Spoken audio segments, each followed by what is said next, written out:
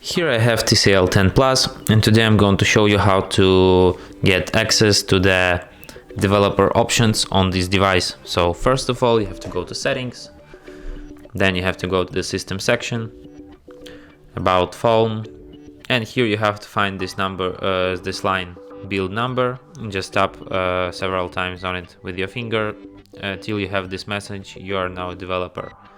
And now you can find your developer options here in the system section. Here you have this all very interesting and useful developer options, and you can also disable them here and they will disappear from the settings list. And that's it.